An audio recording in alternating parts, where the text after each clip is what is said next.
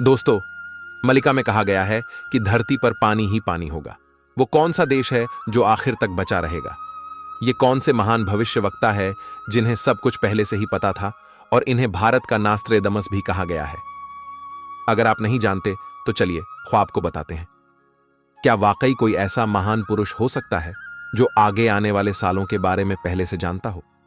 उन्हें यह पता हो कि धरती पर तीसरे विश्व युद्ध की शुरुआत कब होगी?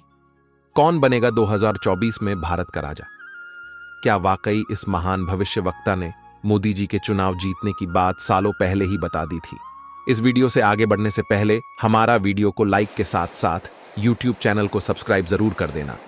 दोस्तों, वैसे तो भारत में कई भविष्यवक्ताओं ने जन्म लिया और उन्हीं की कई प्रेडिक्शन सच भी हुई, लेकिन इनमें जो सबसे खास माने जाते हैं, कवि और वैष्णव संत भी थे। उड़ीसा में 5 बड़े ही फेमस संत हुए। चौथे अच्युतानंद दास, आनंद दास, जसवंत दास, जगन्नाथ दास और बलराम दास। इन्हीं उड़ीसा का पद सखा कहा जाता है। इन्होंने ही भविष्य के गर्भ में क्या छुपा है ये झांक कर एक नहीं दो नहीं बल्कि कभी अवश्यवाणी की।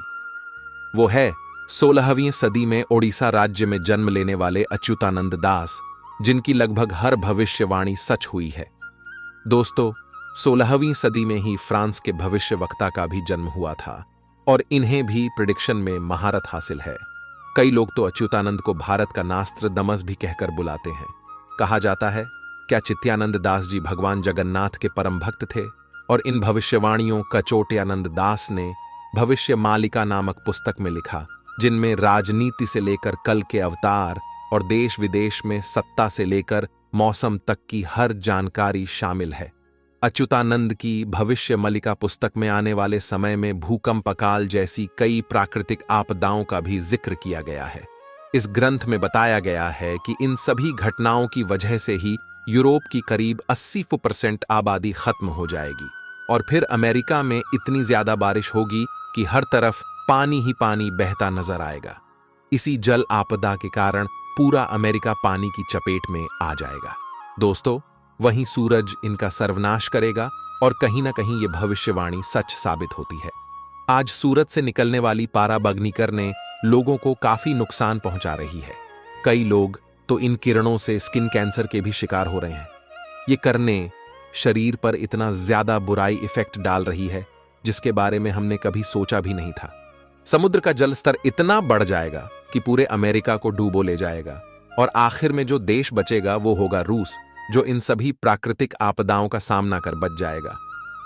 ऐसे ही अच्युतानंद जी ने लिखा है कि जो सूरज आज लोगों को जीवन देता है वह आने वाले समय में जीवन लेगा, यानी जिस सूरज की वजह से आज लोगों का जीवन धरती पर सफल हो पाया है, लेकिन सालों पहले ही अच्युतानंद ने इसे अपनी पुस्तक में लिख दिया। बहुत से हिंदू ग्रंथों में कल की अवतार के बारे में बताया गया है और लोगों के मन में भी यही सवाल घूमता रहता है कि आखिर कल के अवतार कौन होंगे, कब आएंगे, कहां पैदा होंगे, वगैरह वगैरह। इसी सवाल का उत्तर आपको मिलेगा भविष्य मालिका में, जिसमें बताया गया है कि कल के अवतार संभल में जन्म लेंगे। संभल बहुत से इलाकों में है, जैसे कि एक ओडिशा में है तो वही उत्तर प्रदेश में भी है, लेकिन शायद अच्युतानंद का इशारा उड़ीसा के संभल जिले की तरफ है। आगे उन्होंने बताया है कि भगवान कल की पब्लिसिटी से दूर रहकर जंगलों में सूनसान इलाकों में रहेंगे।